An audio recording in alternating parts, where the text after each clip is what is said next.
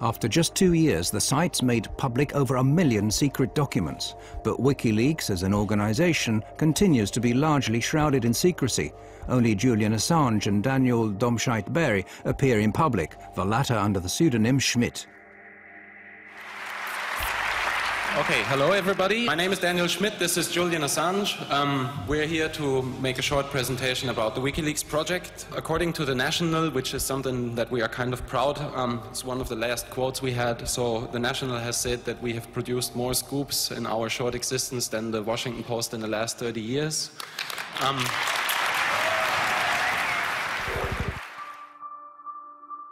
Their publication activities soon lead to counterattacks.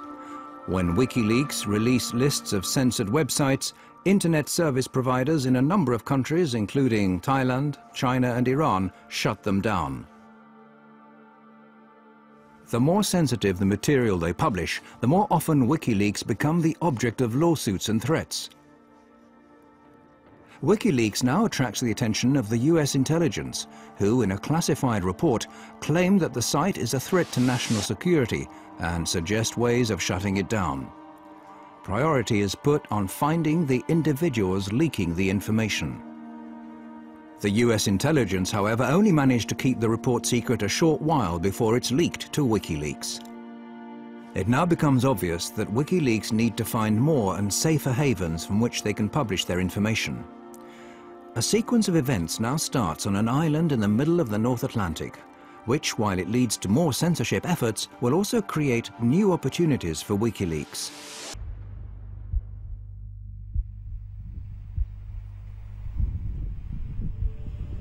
October came, October 2008, and the Icelandic banking system imploded. It lost 17/18 of its mass over the course of about a week or two. It was essentially one bank per week went bankrupt. WikiLeaks obtained material that show how Iceland's catastrophic bank collapses were partly due to cronyism or favoritism, carelessness and secretiveness. When this highly detailed document is put out on the net, the bank launches a counterattack. Well, the first time I heard of WikiLeaks was in the beginning of August 2009. I was working as a reporter for the state television when I got a tip that this website had an important document just posted online. The document was the high-exposure loan book for the failed Kaupthing Bank. It was essentially all of the regulators had been derelict in their duties. All of the bankers had been lying about the actual state of affairs. The bank's management react in panic to the revelations and in a desperate move force the Icelandic judiciary to resort to extreme measures. I was the first one actually to break that story. But the bank reacted in a manner that was quite interesting.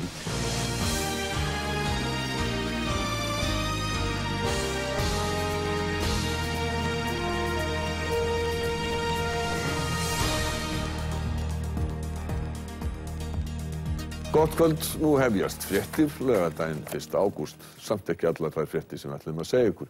They got a gag order on the state television, actually the first and only one in the history of the Icelandic state television news department.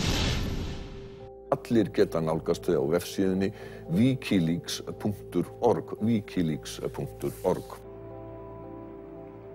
The leak lays bare the disastrous effects of the cronyism inherent in Iceland. We had failed as a country because we had not been sharing the information that we needed. We were in the middle of an information famine. That sort of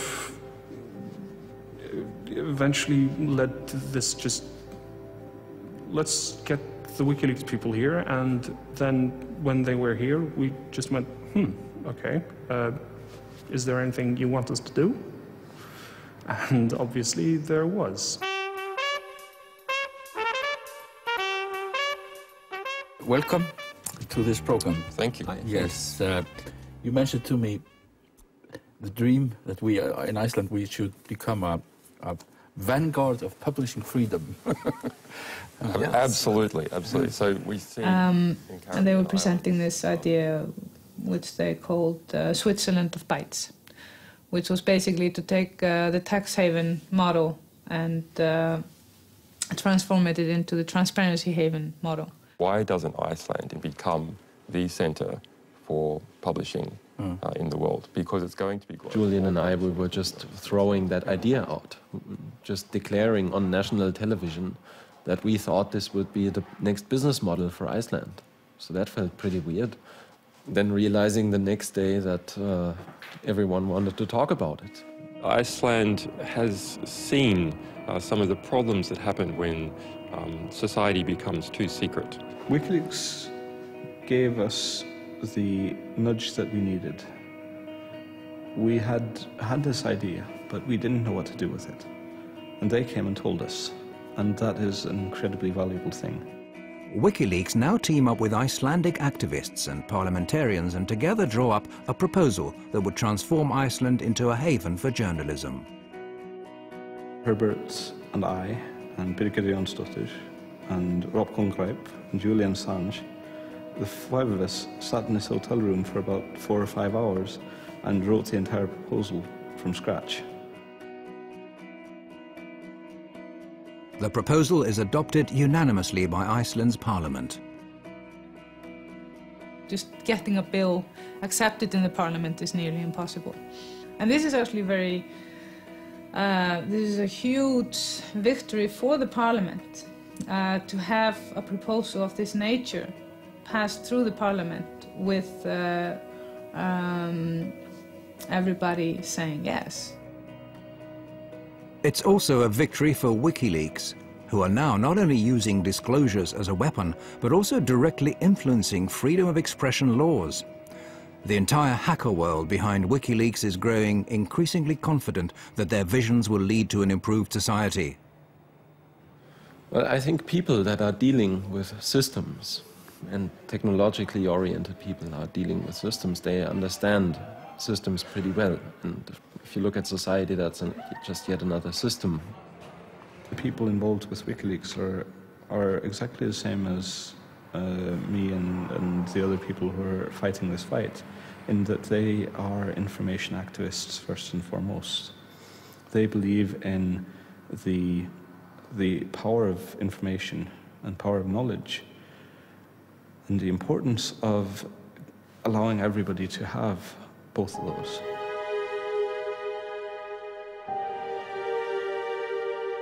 Perhaps it's similar convictions that prompt a young former American hacker to make one of the most crucial decisions of his life. Bradley Manning, serving as an intelligence analyst with the US Army in Iraq early 2010, has, just like millions of other Americans in the military or civil service, access to a massive database of classified information. He discovers indications of crime and corruption and tells another hacker, Adrian Lamo, about it.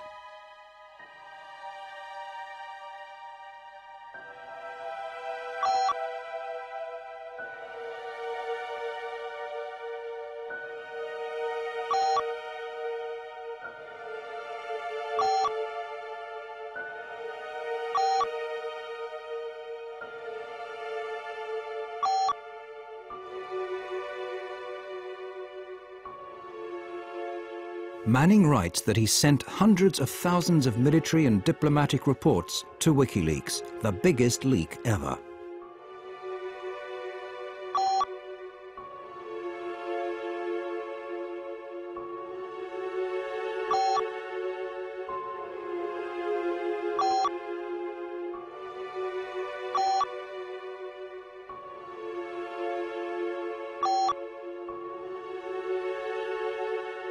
Manning puts his faith in WikiLeaks. However, Lamo reports their chat to the military. Manning now risks a 52-year jail sentence. Many of the facts are still unclear. One thing is certain. At this point in time, WikiLeaks receive documents with the same material that Manning is charged of having leaked. We make a commitment to our sources that we will represent their material to the public to the best of our ability and achieve maximum political impact for the risks that they take. WikiLeaks are in possession of explosive material, too big in fact for them to handle alone. Assange decides to stake all of his resources in one move. We were sitting at a cafe in Reykjavik and he basically just flipped over his laptop and told me, well, you gotta see something very interesting. I was quite shocked. This was something that I recognized instantly as extremely important and strong material. This is what the crew of an American attack helicopter see while out on patrol in Baghdad. See all those people standing down there? There's a group of men on the street below. Two of them work for the international news agency Reuters. The driver, Seit Sommer, and the cameraman, Namir Noor Eldin. What annoys me the most is when people abuse their power and harm innocents, and they didn't actually need to do it. Hotel 26, this is Crazy Horse 18, have individuals with weapons. Radio. Request permission to engage. Roger that. We have no personnel east of our position. For me, personally, somebody that had spent so much effort into try to stop this war, that at least if this would be shown to people, that it might give people enough motivation to try to stop the next one. All right, we'll be engaging. Roger, go ahead. I can't get them now because they're behind that building. What shocked me with the video was the how the high resolution, the quality of it, the excessive use of force to shoot people with hollow 30mm bullets that are designed to penetrate armored vehicles and tanks, basically shot to pieces. Let me know when you gather. We'll shoot. Light them all up. Come on, fire. Hey, Roger.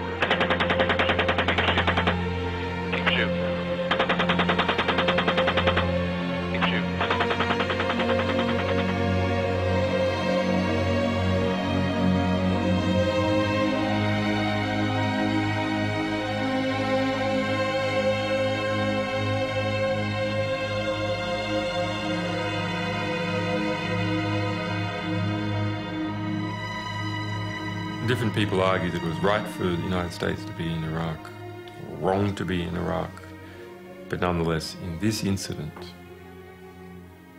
even if you argue that it was right for the United States to be in Iraq, even if it was right for them to be in that suburb at that time with a helicopter overlooking this wounded man crawling the street, it was not helpful for the United States for that wounded crawling man to be shot. Yeah, we got one guy crawling around down there, but yeah, we definitely got some. Or shooting some more. The Reuters employee, Seit Sommer, has been seriously wounded. He's getting up. If he has a weapon on his hand? No, I haven't seen one yet. It is very important to offer a voice to the voiceless. Nobody really believes the people on the ground when they're trying to tell what the war crimes are occurring, and that happened to the people there. So I offered to help with this in any which way possible. Bushmaster Crazy Horse, we have individuals going to the scene, looks like possibly picking up bodies and weapons. Let me engage. Hey, we need to stop that so we can get down there. Hey, shoot! You see my location? To engage individual, picking up the wounded. Yeah, we're trying to get permission to engage. Come on, let us shoot. A father driving his children to school catches sight of the injured man and stops to help him.